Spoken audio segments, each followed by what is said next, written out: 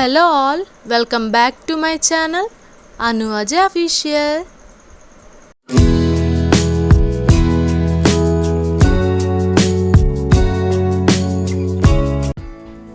ఈ రోజు మన వీడియోలో ఎగ్ బజ్జీ ఎలా తయారు చేసుకోవాలో చూద్దాం. దీన్ని ప్రాంతాన్ని బట్టి పిలుస్తారు. తెలంగాణలో అయితే ఎగ్ బోండా అంటారు కదా, మా ఆంధ్రాలో అయితే ఎగ్ బజ్జీ అంటాము. ఇక్కడ నేను 3 ఎగ్స్ని బాయిల్ చేసుకున్నాను. నెక్స్ట్ ఇక్కడ 1.5 కప్ శనగపిండిని తీసుకున్నాను. 1/4 స్పూన్ సాల్ట్ తీసుకున్నాను. 1/4 స్పూన్ కారం తీసుకున్నాను. అలాగే 1/2 గ్లాస్ వరకు వాటర్ పోసుకొని కలుపుకోవాలి. మీ టేస్ట్కి తగ్గట్టుగా సాల్ట్ కారం అడ్జస్ట్ చేసుకోవాలి. బజ్జీ అనేది పిండి కలపడం బట్టే ఉంటుందండి. ఇలా వేలు ముంచితే ఇలాగా ఉండాలి, అతుక్కోవాలి. నెక్స్ట్ ఇక్కడ ఆయిల్ హీట్ చేసుకోవాలి.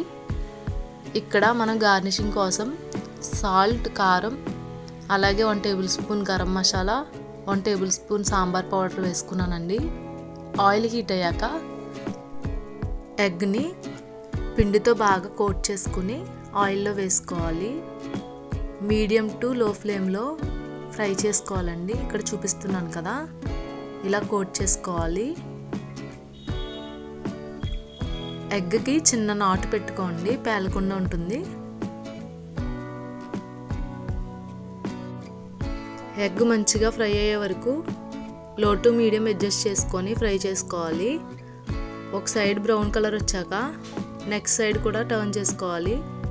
నెక్స్ట్ గార్నిషింగ్ కోసం పల్లీల్ని హీట్ అయిన ఆయిల్లో ఇలా పెడితే ఫాస్ట్గా ఫ్రై అయిపోతాయండి.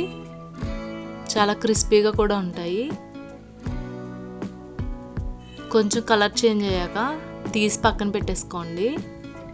ఎగ్ బజ్జీకి ఫైనల్ టచ్ ఇచ్చేద్దాం రండి. ఎగ్ బజ్జీని ఇలాగ 4 పీసెస్ కింద కట్ చేసుకోవాలి. బాగా లోతుగా కాదులేండి, పైనే.